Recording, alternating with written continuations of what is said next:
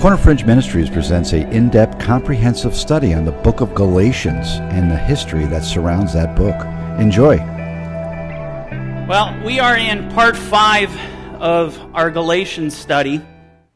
And last week we broke into chapter 1, and we didn't get very far. We only got to verse 9. But today we're actually going to cover a lot of ground, because we're not only going to get through chapter 1, we're going to get halfway through chapter 2 as well. And this is the only reason is just based upon the content that we're dealing with. Next week we're going to end up slowing down again.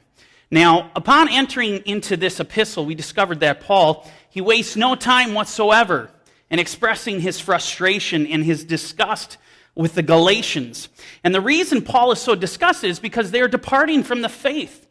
They're departing from the truth. They're being seduced by another gospel, which according to Paul is not another gospel, but rather there were believers in Yeshua coming, and they were preaching the name of Yeshua, but attaching something to the message, that they had to become, the Gentiles had to become circumcised in the flesh to be saved. And this is something the Apostle Paul had already dealt with. He had already warned them that no such thing was to be required. Now again, why would Paul, to reiterate, why would Paul preach such a message? I mean, doesn't Torah command that Gentiles are to be circumcised in the flesh? You want the luxury to be a part of Abraham's household, then you need to become circumcised. Doesn't it say this? It does. So how could Paul possibly state it's not required?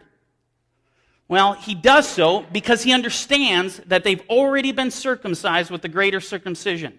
A circumcision that is made without hands by putting their faith in Yeshua.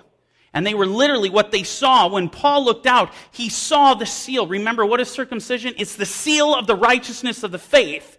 And he looked at the Gentiles and he saw that they had been sealed. He saw the proof of their inheritance, because that's what the Spirit of God is. It's the proof of eternal inheritance. Well, what does it tell us about this message? Which those men who, mind you, Paul states should be accursed, anathema of God. What does it tell us about the message that they were bringing to the Galatians, that they were teaching them?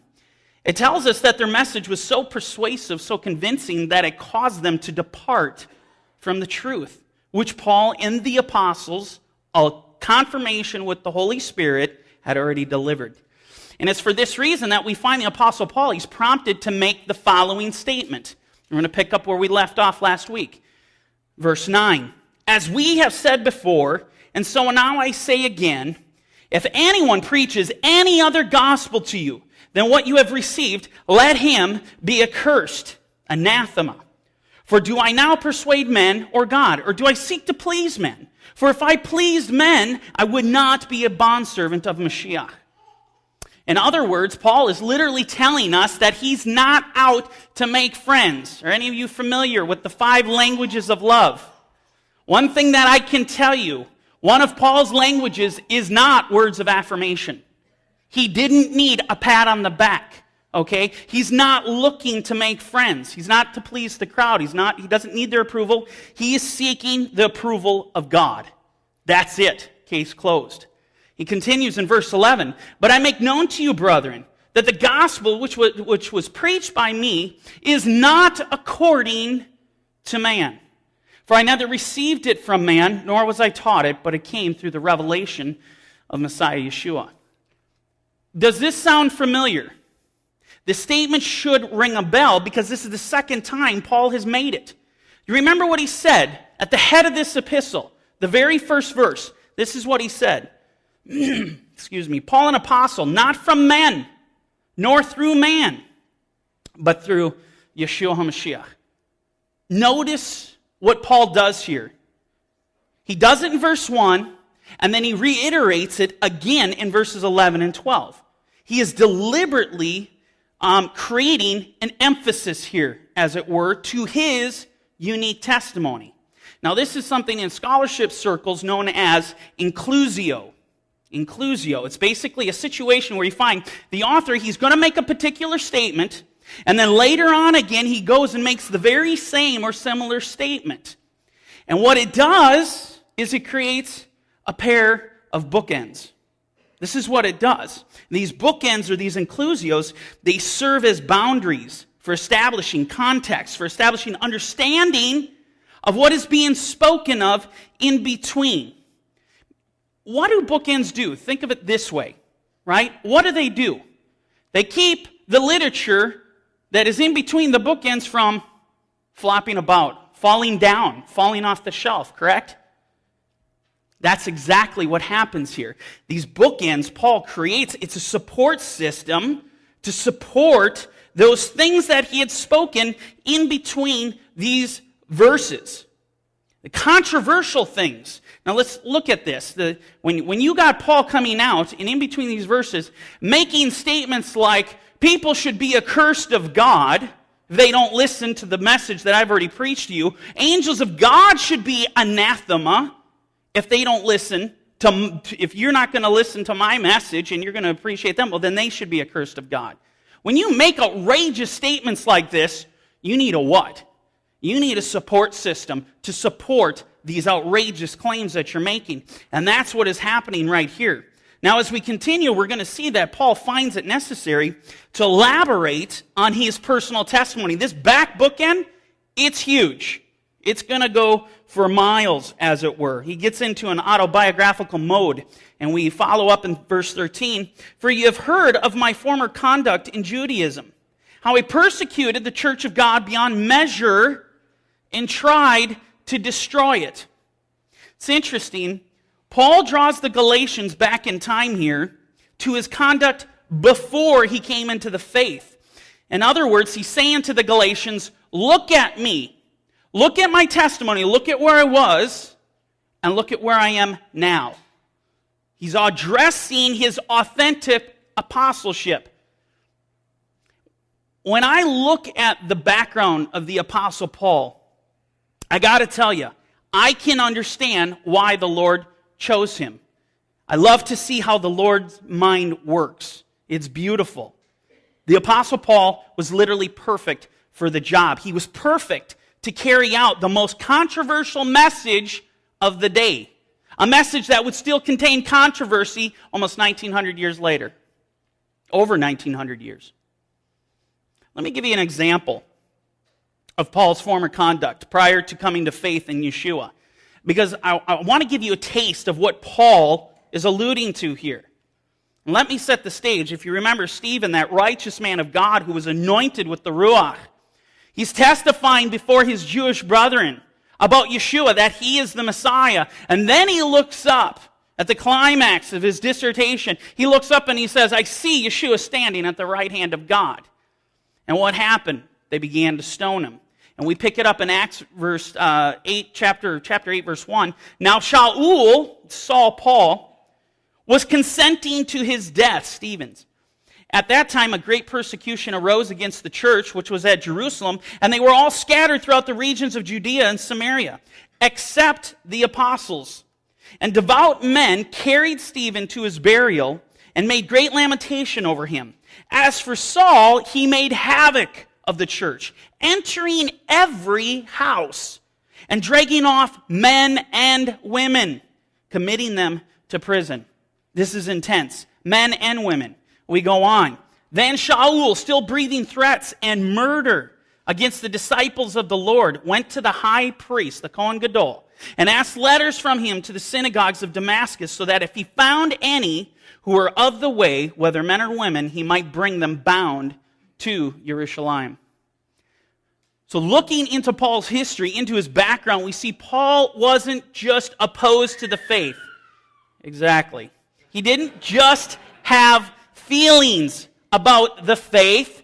Paul was one of the most feared enemies of the church of God in that day. His name was notorious among the believers. He goes on in verse 14 to elaborate on his testimony prior to faith. I advanced in Judaism beyond many of my contemporaries in my own nation, being more exceedingly zealous for the traditions of my fathers. The Apostle Paul was the Jews' Jew, prominent among his brethren. He went beyond his contemporaries even in his own nation. And in the book of Philippians, we find he gives us a detail. What does this look like? He shows us. We go to Philippians 3, verse 4.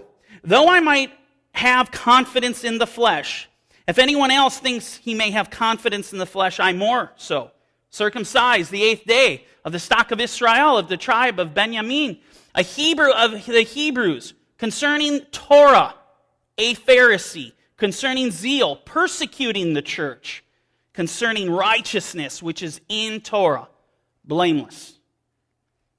You need to understand, Paul was a scholar. He was an expert in Torah. And he wasn't just a Pharisee. He was the son of a Pharisee. In other words, Paul would have been immersed as a little child in the traditions of the fathers. He would have been immersed in Torah as a little child. And his testimony doesn't stop there. We go on. It goes even further about this, how great this man was according to the flesh. Acts 22, verse 3, this is Paul speaking of himself.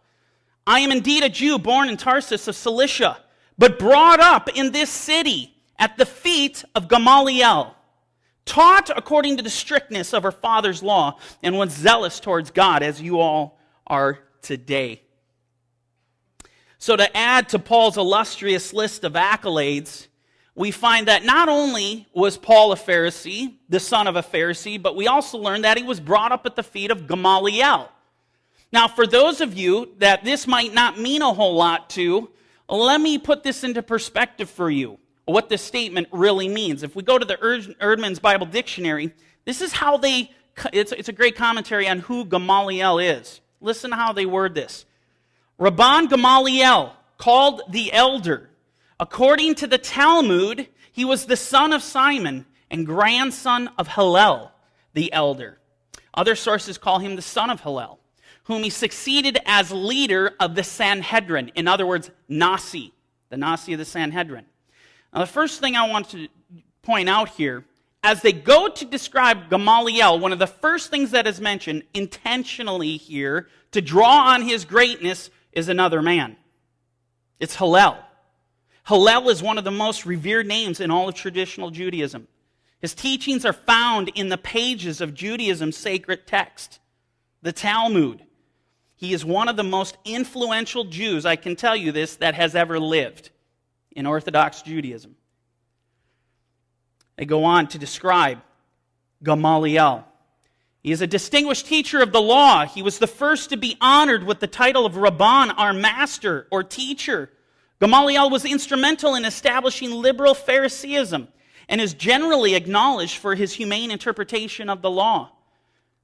As a measure of Gamaliel's esteem, the Mishnah notes that when he died, respect for Torah ceased, and purity and abstinence died. That's found in Tractate Soda.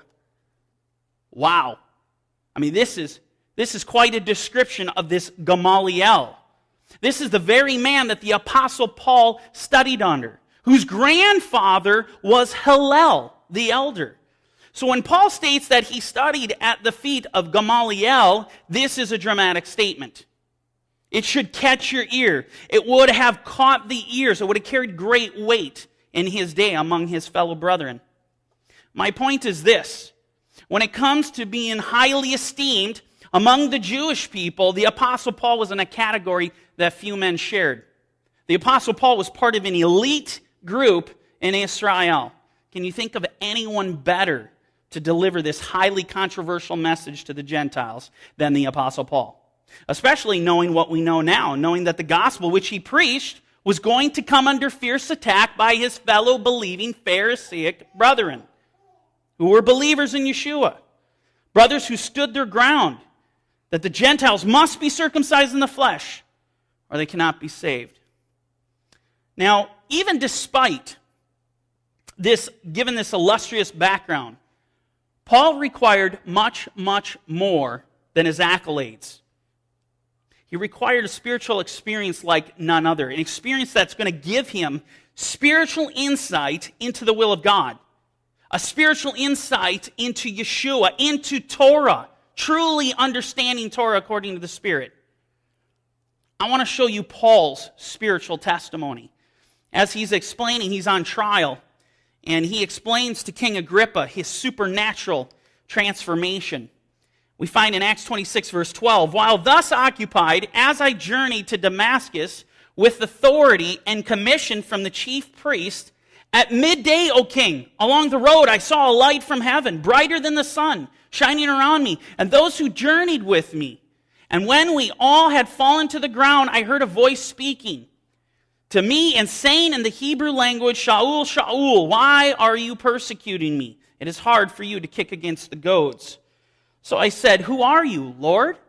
And he said, 'I am Yeshua, whom you are persecuting. But rise and stand on your feet, for I have appeared to you for this purpose, to make you a minister and a witness, both of the things which you have seen and of the things which I will yet reveal to you.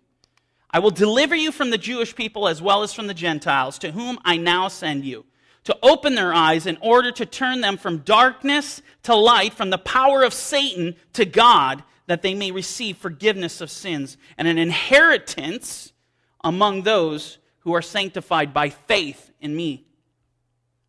Paul's own words, these are Paul's own words, we see his calling again. It wasn't by man nor through man. Paul's calling here is supernatural. It is unique. Paul's calling came directly from Yeshua. He literally had an encounter, try to picture this, with the King of Kings. He both heard with his own ears and saw with his own eyes the Lord of glory.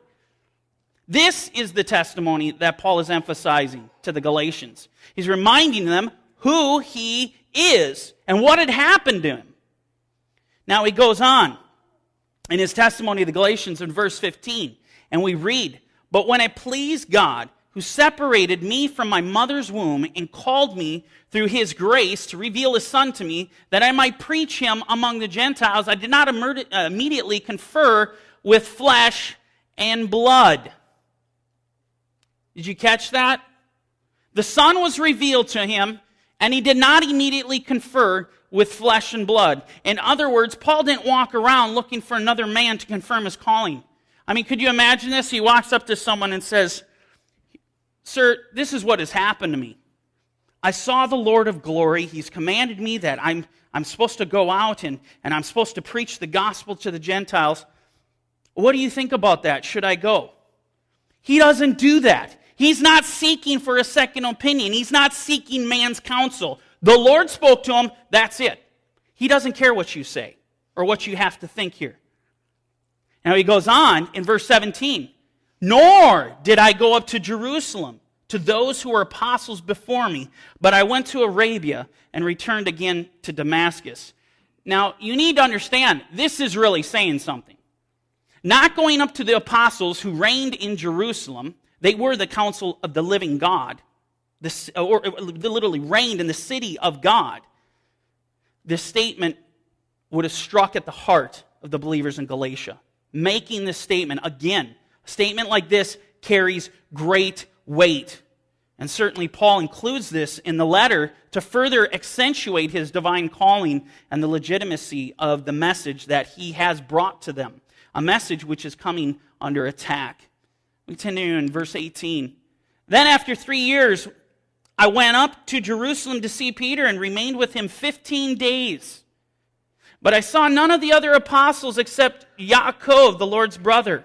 Now concerning the things which I write to you, indeed before God, I do not lie." Now, this is an account that Paul gives here that could possibly be the very account that we read about in Acts 9, where we find Paul, he's in Damascus. The Lord's just healed him, his eyesight, because he went blind because he saw the glory of Yeshua. And we're told that he immediately began preaching Yeshua as the Son of God in the synagogues. But eventually, men rose up against him. They plotted to kill him, at which point, not wanting to die in the interest of self-preservation, he decides to move on to Jerusalem. Well, if we go to Acts 9:26, we get this, and we read, "And when Shaul had come to Jerusalem, he tried to join the disciples, but they were all afraid of him." You wonder just how scary this man was. They were afraid of him and did not believe that he was a disciple. But Barnabas took him and brought him to the apostles, and he declared to them how he had seen the Lord on the road, and that he had spoken to him, and how he had preached boldly at Damascus in the name of Yeshua. So he was with them at Jerusalem, coming in and going out. So I find this is probable. I find it very probable that this is what Paul is referring to in Galatians in his account. I believe that's exactly what lines up here. Now, continuing verse 21, he goes on in his autobiography. Afterward, I went into the regions of Syria and Cilicia, and I was unknown by face to the churches of Judea who were in Mashiach. But they were hearing only, he who formerly persecuted us now preaches the faith which he once tried to destroy, and they glorified God in me. This passage has always gripped me. What an amazing testimony. You see the Lord, why he chose him. He was perfect for the job. We can see what a testimony to the world. What a transformation. He at one time sought to destroy the church, and now he has joined the church. That is so awesome, and I think every one of us can relate at some level. I mean, over 15 years ago, make no mistake, I had made myself a friend with the world, and therefore I was an enemy of God, right? But then you make that transformation, this beautiful transformation, and that transformation in your life that you no longer desire the world, the lust of the flesh, the lust of the eyes, the pride of life, that is the testimony that is to ring true of Yeshua living within you, to tell the world who Yeshua is. My dad actually had called me this week and told me a funny story. And he ran across a couple that are friends with them they haven't seen in years, like 15 years, I don't even know how long, 10, 15 years. And they asked what I was doing. And when he told them, he said that he could have knocked them over with a feather. It was the last place in the world they would expect me to be, is standing in a pulpit in a Hebrew roots congregation as pastor. Just a little testimony there. It was hilarious, but that shows you. That's the beaming testimony of Yeshua living in our lives. That's the transformation. This is what Paul is pointing out. Look at me. Look at who I am. I have the testimony. It bears witness.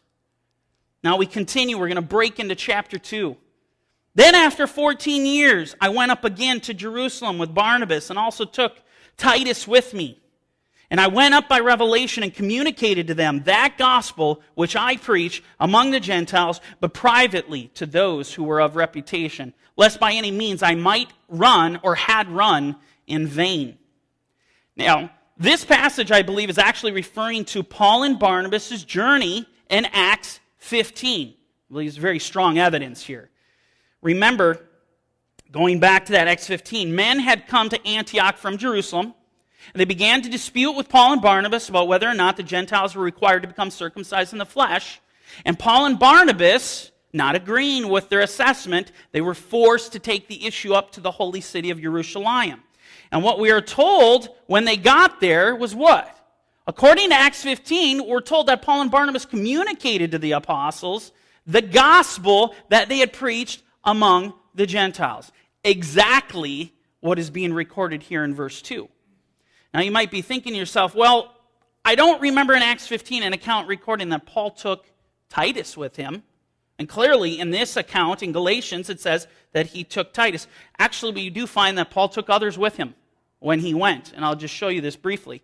Therefore, when Paul and Barnabas had no small dissension and dispute with them, they determined that Paul and Barnabas and certain others of them should go up to Jerusalem to the apostles and the elders about this question. In other words, we actually do find evidence that Titus would have gone up with them. Now, continuing in verse 3. Yet not even Titus, now listen, yet not even Titus, who was with me, being a Greek, was compelled to be circumcised. Paul now draws the attention of the Galatians here to a fellow Greek. This would have resonated. He draws their attention to a fellow Greek, using Titus as an example, a sound testimony. Look at Titus. Not even Titus is compelled to be circumcised in the flesh. Secondly, I want to point out, if you had any doubts whatsoever about what this epistle is about, you can lay them to rest. This was the problem with the churches in Galatia. This was the issue at hand. The Galatians were turning back to circumcision in the flesh when they had already received a circumcision made without hands. They had received that seal of righteousness, which is the Holy Spirit. Now, Paul is going to go on to describe to these men who had come down, the men who had come down from Jerusalem to Antioch. And the way he describes them, listen to this, it's fierce. In Galatians 2:4, he says, "And this occurred because false brethren." This is how he describes the men who came down from Jerusalem. False brethren, secretly brought in, who came in by stealth to spy out our liberty, which we have in Messiah Yeshua, that they might bring us into bondage. This is literally describing those men who had come down from Jerusalem to Antioch. He describes them as false brethren. And they came, he adds to it, they came to spy out their liberty. How does Paul respond to these false brethren? Well, in verse 5 we read, "To whom we did not yield submission for an hour, that the truth of the gospel might continue with you." Well, if you go back to the Antioch account where we saw the dissension that arose between those false brethren and Paul and Barnabas, that very interaction, think about this, that very interaction confirms exactly what Paul states here, that they would not yield submission to their teaching for even an hour. They held their ground without compromise. They were not persuaded by them, which is why the matter had to go up to Jerusalem. Also notice what Paul says here in verse 5. He wouldn't yield submission for even an hour. Why? That the truth of the gospel might continue with you. That's why. That the truth of the gospel might continue with them. And getting into verse 6, "But from those who seem to be something, whatever they were, it makes no difference to me. God shows personal favoritism to no man. For those who seem to be something added nothing to me." Again, Paul isn't persuaded by the appearance of man. He's not impressed with man's accomplishments. Those men added nothing to him. Paul's emphasis, his persuasion, comes from one. That is Yeshua. Go to verse 7. "But on the contrary, when they saw that the gospel for the uncircumcised had been committed to me, as the gospel for the circumcised was to Peter, for he who worked effectively in Peter for the apostleship to the circumcised also worked effectively in me towards the Gentiles." Here we find that Peter's ministry was primarily to the circumcised. Does that mean he didn't witness to the Gentiles?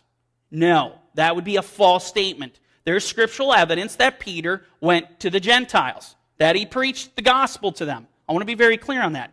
However, his primary ministry was that of going to the circumcised. While, on the other hand, Paul's primary ministry lied with the Gentiles. But, again, like Peter, make no mistake, does this mean that Paul didn't minister to his fellow Jewish brethren? God forbid. Of course he did. Again, there's scriptural evidence to support this as well. But with that said, what Paul is emphasizing here when we look at this is that the success that was given to Peter in ministering to the Jewish people, which proves the Lord was with him, mind you, the Apostle Paul had the very same success with the Gentiles. Again, he's pointing his success out here to prove the Lord is with him, right? We go on to verse 9. "And when James, Cephas, Peter, and John, who seemed to be pillars, perceived the grace that had been given to me, they gave me and Barnabas the right hand of fellowship, that we should go to the Gentiles and they to the circumcised. They desired only that we should remember the poor, the very thing which I also was eager to do."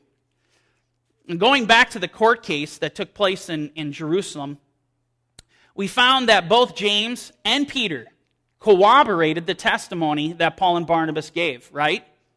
And they did so, why? Because they perceived the grace of God. They perceived that grace that was given to them in their ministry to the Gentiles. And then when the final verdict was reached, they determined that the final verdict was to be delivered by none other than those who they saw that the grace of God lied upon, Paul and Barnabas, and also a few choice prophets, Judas and Silas. In other words, what happened? They had given Paul and Barnabas the right hand of fellowship. legitimizing his testimony, his gospel, who he was, legitimizing him as an authentic apostle of Yeshua. This lends credibility to the ministry of the Apostle Paul. A ministry, mind you, that has been under attack for over 1,900 years. Paul's ministry from its very inception has been assaulted by both Jew and Gentile. A message that he preached was controversial. At every corner, it was being attacked. He argumentatively, outside of Yeshua, he is the most controversial Jew that has ever lived. I will tell you that. His message stirred up controversy.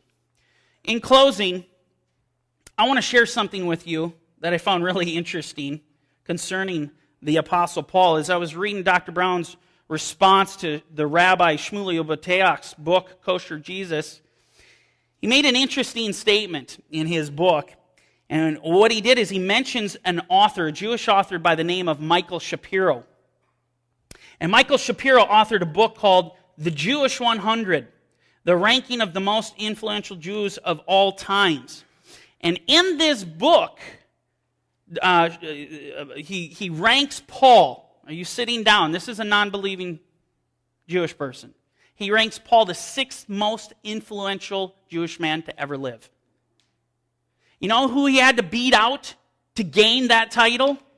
King Solomon, ranked 29. Hillel, 24. David Ben-Gurion, if you know the rise of Israel coming back to the land, that name is not foreign. Rashi, one of the most esteemed rabbis ever in Judaism. You have Rambam, again, one of the most esteemed rabbis ever in Judaism. Number 13, the prophets. The Apostle Paul beat out the prophets. Number 12, Anne Frank. Number 11, King David. He beat out King David. Karl Marx was number 7. The only men he did not beat out in order, number 1, were Moses, Yeshua of Nazareth, Albert Einstein, Sigmund Freud, and Abraham. Think about how illustrious this man is. Controversy at every corner. The Jews, the Gentiles, recognize him. And I'm going to tell you, with great influence comes great opposition. Amen? Shabbat Shalom.